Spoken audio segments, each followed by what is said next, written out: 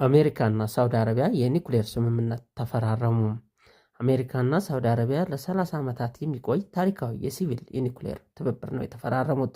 123 ስምምነት በመባል የሚጠራውና ብዙ ቢሊዮን ዶላር ወጪ የሚጠይቀው ይህ ውል አሜሪካውያን ኩባንያዎች መሰረተ ልማቱን እንደሚገነቡት ታውቋል። ስምምነቱ ለሰላማዊ ኃይል ማመንጨት የታለመ ነው ቢባልም ሳውዲ አረቢያ በሀገር ውስጥ ዩራኒየም እንድታበለጽግ ሊፈቅድ ይችላል በሚል ስጋት አስነስቷል። ይህ ደግሞ ሪያድ ለጦር መሳሪያ እንድታበለጽግ ምቹ ሁኔታን ይፈጥራል ማለት ነው።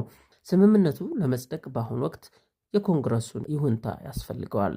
በስምምነቱ መሰረት ሳውዲ አረቢያ የአብርሃም አኮርድ እየተባለ የሚጠራውን ስምምነት ትፈርማለች።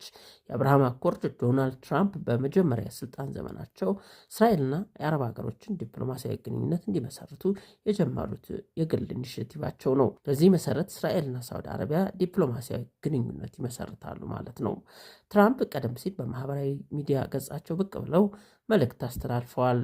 ሳውዲ አረቢያ የአብርሃምን አኮርድ የማትፈርም ከሆነ የኒኩሌር ስምምነቱን ሰርዘዋለሁ ሲሉ አስጠንቅቀዋል።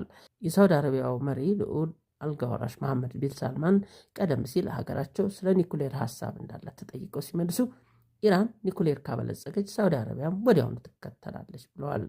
ዋሽንግተን ሪያድ የራሷን ዩራኒየም የማበልጸግ ዕድል በመስጠት የኢራን የኃይል ሚዛን የሚገዳደር የቴክኖሎጂ ማዕቀፍ እንዲኖራት ያስችላታል። ይህ ስምምነት ይፋ የሆነው አሜሪካና እስራኤል ከኢራን ጋር በከፍተኛ ወታደራዊ ውጥረት ውስጥ ባሉበት ወቅት ነው። ሳውዲ አረቢያ ከዚህ ቀደም አሜሪካ በኢራን ላይ ለምታካሄደው ጥቃት የአየር ክልሏን እንዳትጠቀም ከልክላት እንደነበር ይታወሳል። ይህ ስምምነት ታዲያ ሪያድ የኢራንን ተጽዕኖ ለመግታት የአሜሪካን ዋና አጋርነት የሚያጸናላት ነው። ስምምነቱ ጂኦፖለቲካዊ ተጽዕኖዎችና ስጋቶችም ይዞ ብቅ ማለቱ አልቀረም። የኒኩሌር ስምምነቱ እንደ ቱርክና ግብፅ ያሉ ሌሎች የቀጣናው ሀገራት አሁን ተመሳሳይ የኒኩሌር የማበልጸግ ተግባር ውስጥ ሊወድቁ ይችላሉ ተብሏል። ከዚህ ባሻገር የመካከለኛው ምስራቅ ቀንደኛ ተቀናቃኟ ሳውዲ አረቢያ ከአሜሪካ የኒኩሌር ማበልጸጊያ እርዳታ ማግኘቷ ኢራን ነባሩን የኒኩሌር መርሃ ግብሯን በፍጥነት ወደ መሳሪያነት ለመቀየር ሊገፋፋት እንደሚችል ባለሙያዎች ያስጠነቅቃሉ።